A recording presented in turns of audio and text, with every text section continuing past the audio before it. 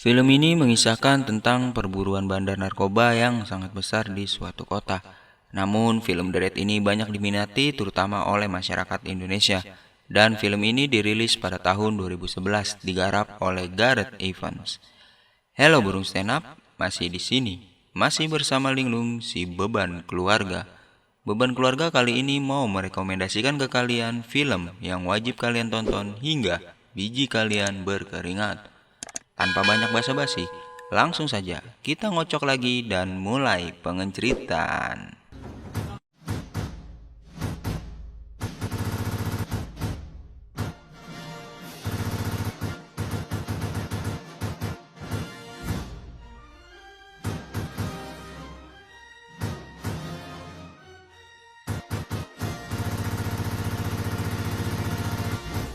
Di awal film kita disajikan dengan seorang yang sedang beribadah.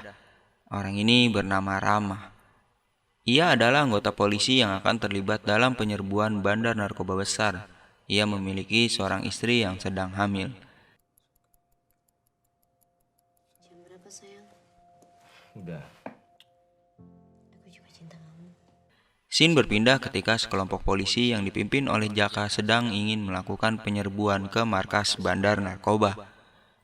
Jaka ini adalah polisi yang memimpin penyerbuan kepada bandar narkoba yang namanya terkenal di kota tersebut. Ia memberikan perintah serta informasi mengenai targetnya.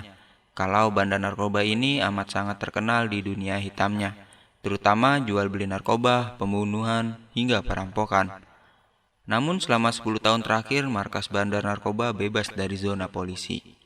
Ia menjelaskan kembali kalau ada orang-orang yang harus diwaspadai. Orang ini bernama Tama. Tama adalah ketua dari kelompok bandar narkoba besar. Kemudian ada dua orang kepercayaannya yang bernama Mad Dog. Mad Dog anjing gila yang rela melakukan apapun untuk Tama, hingga ia rela mati demi dia. Yang kedua Andi. Andi adalah otak dari bisnis si Tama ini. Di satu sisi terlihat bagaimana kekejaman dari seorang Tama. Ia tidak pikir panjang untuk menghabisi seorang pengkhianat di kelompoknya.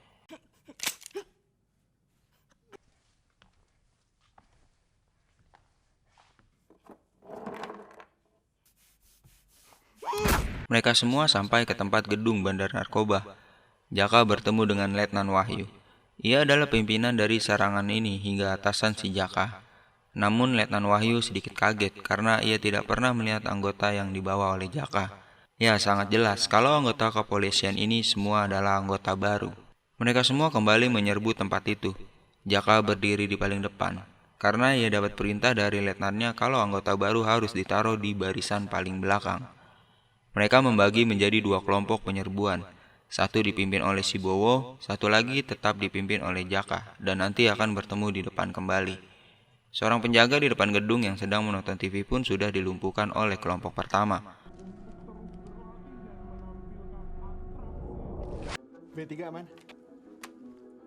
Dua kelompok itu kembali bersatu. Mereka bertemu dengan seorang bapak-bapak yang membawa obat sakit untuk istrinya di atas sana.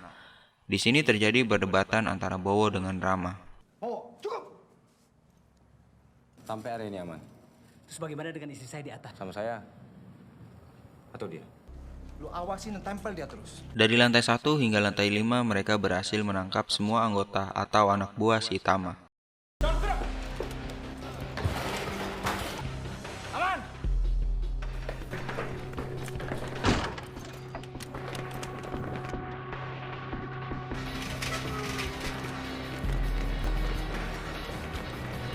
Tetapi ketika di lantai 5, ada seorang anak kecil yang mencoba untuk ditenangkan. Hingga adik kecil ini pun kabur dan berhasil melaporkan ke temannya kalau ada polisi di gedung ini. Setelah ia berteriak, tak lama adik kecil ini pun ditembak. Sekarang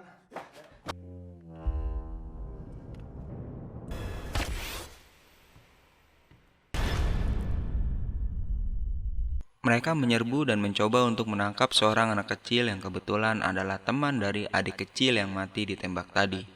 Namun anak kecil itu berhasil membunyikan alarm.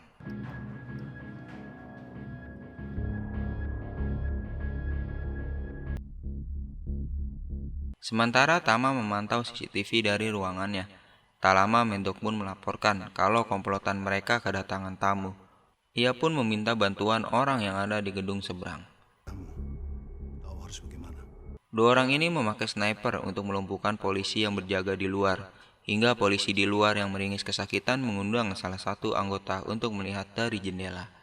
Tak lama ia pun ditembak di bagian matanya. Ketika temannya mau menolong, tawanan satu ini mengambil golok dan menebas di bagian lehernya.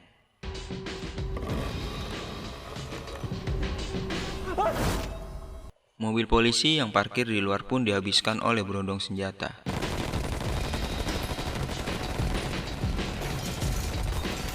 Lampu di lantai 6 dimatikan, hingga Tama pun memberikan informasi lewat toa. Siapa yang bisa membasmi kutu-kutu yang ada di lantai 6 ini akan diberikan imbalan.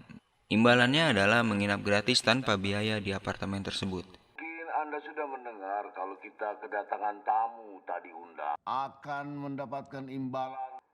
Selamat bekerja.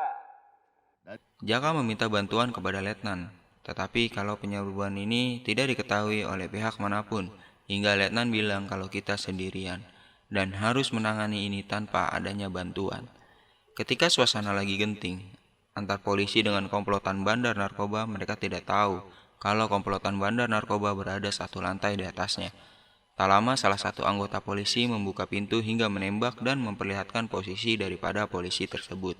Kemudian komplotan dari bandar narkoba ini menembaknya. Terjadilah baku tembak antara kedua belah pihak. Tapi di satu sisi Tama sedang asik menonton aksi baku tembak tersebut. Terjadi perdebatan Andi dengan Mad Dog. Kenapa tidak polisi itu dibayar saja dan kelar urusan? Andi takut kalau bala bantuan dari polisi tersebut akan datang. Tetapi Tama menegaskan kalau bala bantuan tersebut tidak akan datang. Tak ada bukti-bukti untuk bala bantuan itu datang. Ketika mulai terpojokan kelompok dari polisi ini, mereka mulai mundur. Mereka terpojokan di suatu ruangan. Tak lama anggota polisi melihat keluar jendela. Ditembaklah salah satu anggota itu. Rama mencari jalan keluar dari papan lantai tersebut. Untuk mereka melarikan diri, ia menghancurkan lantai itu. Akhirnya Jaka melompat lewat lantai yang telah dihancurkan, tetapi disambut oleh komplotan ini.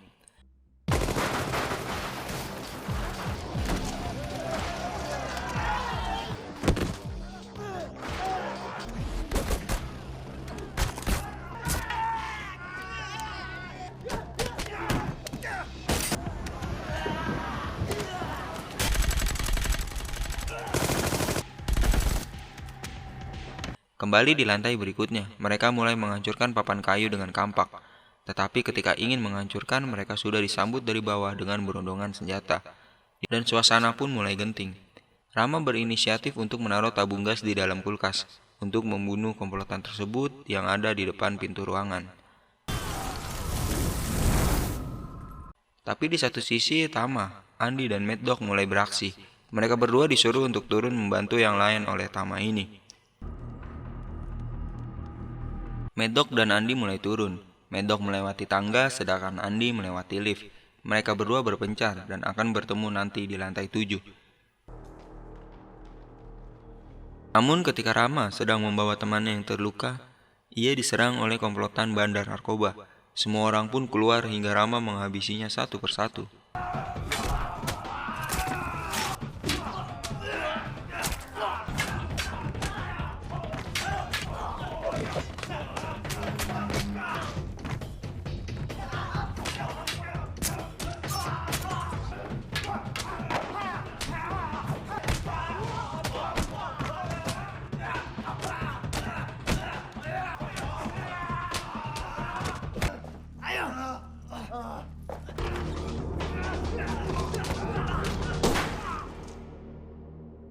Rama mencoba mengedor pintu yang sebelumnya sudah dikunci oleh semua penghuni apartemen tersebut.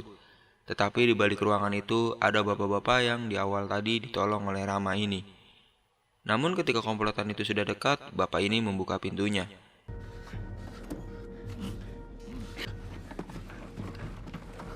Ketua komplotan dari timur ini masuk ke dalam ruangan bapak itu. Ia menusuk-nusuk tembok dengan goloknya hingga mengenai muka dari Rama ini. Rama mengelap golok itu dengan tangan untuk membersihkan darahnya agar tidak ketahuan.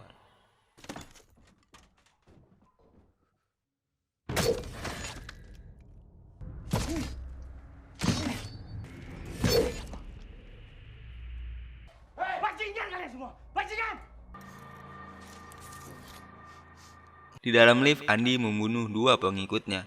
Ya, Andi di sini ini belum terungkap siapa dia sebenarnya.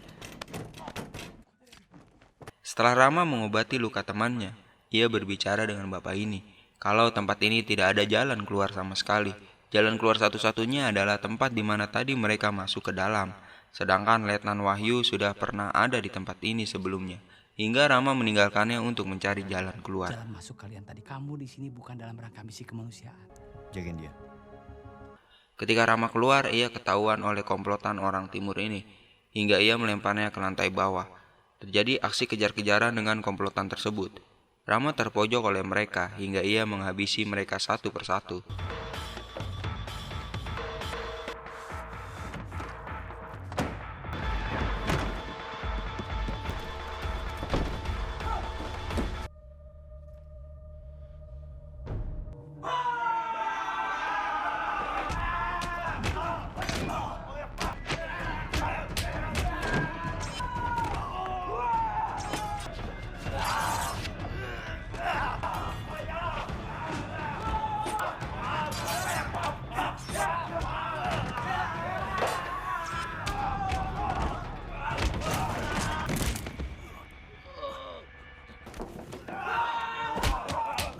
Namun yang tersulit adalah ketua komplotan dari timur ini.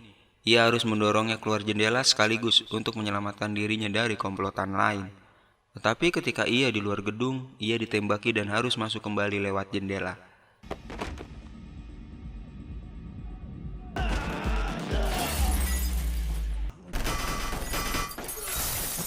Ia sempoyongan karena luka bacok dan tembakan yang mengenai tubuhnya. Namun ia mengingat kalau istrinya sedang hamil. Tak lama ia disembunyikan dan ditarik oleh Andi.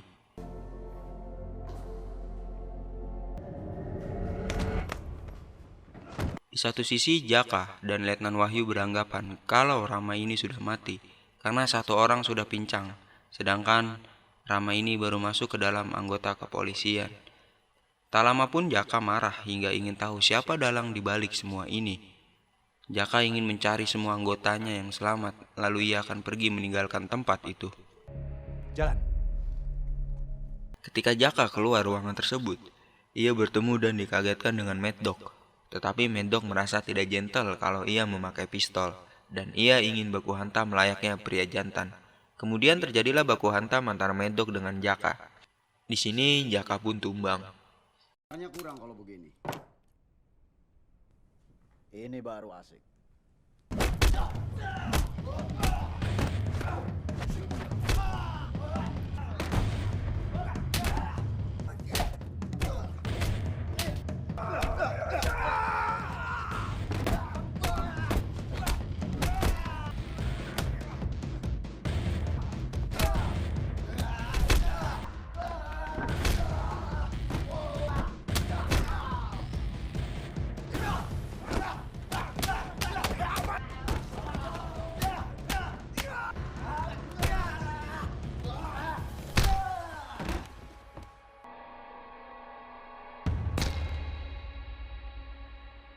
Scene berpindah ketika Andi dan Rama sedang berbincang.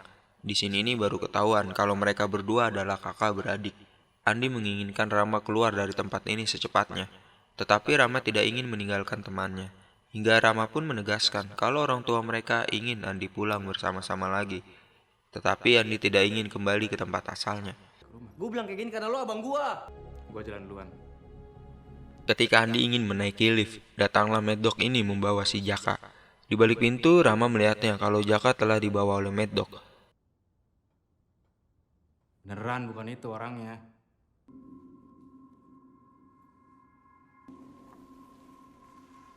Di ruangan kontrol, Tama merasa aneh, tumben banget kalau si Andi ini tidak membawakan sesuatu, beda dengan Mad Dog. Ia membawakan sersan Jaka. Sini.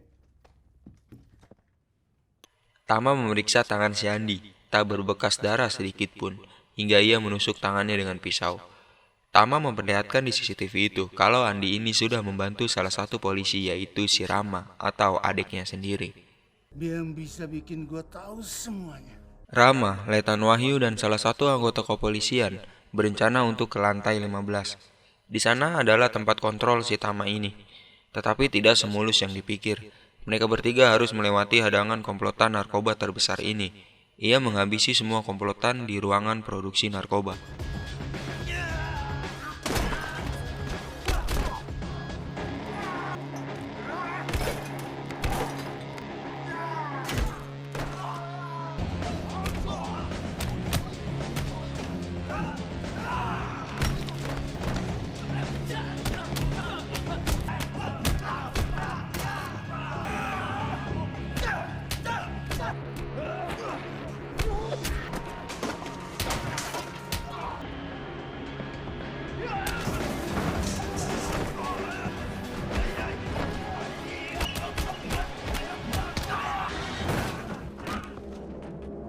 Namun ketika mereka berhasil menghabisi komplotan di ruangan tersebut, Letnan Wahyu dan satu anggota naik ke lantai selanjutnya.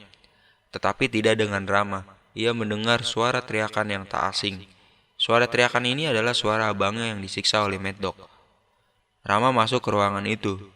Sengaja sekali Mad Dog untuk melepaskan rantai ikatan Andi supaya Mad Dog menentang mereka berdua untuk baku hantam.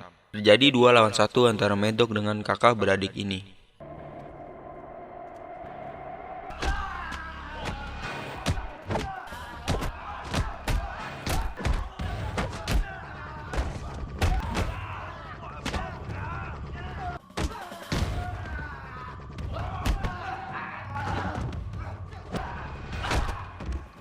Tetapi di satu sisi, Letnan Wahyu dan anak buahnya mencari Jaka di ruangan kontrol bos bandar narkoba ini. Di sini Tama diikat tangannya hingga Letnan Wahyu menembak anak buahnya sendiri demi ia bisa keluar dari tempat itu. Dago, ikat dia. Bawa saya keluar.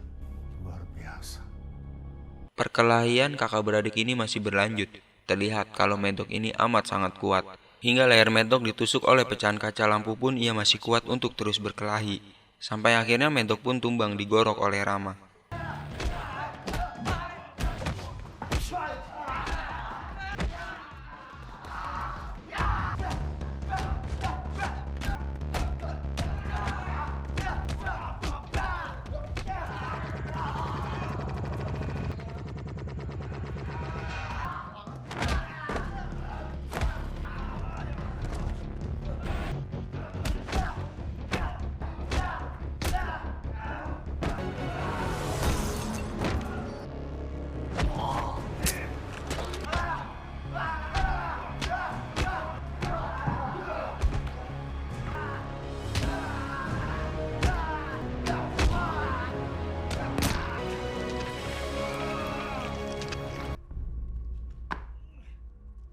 Ketika mereka berdua berhasil, mereka bertemu dengan Letnan Wahyu yang membawa Tama dalam sandranya. Di sini Tama membuat Letnan Wahyu tidak berpikir jernih. Kalau semua pengkhianatan Letnan ini tidak akan diampuni dan ia tidak mendapatkan karir di kepolisian. Hingga Letnan tak tahan dan menembak kepala Tama. Tapi ketika Letnan ingin bunuh diri, peluru pistol itu habis.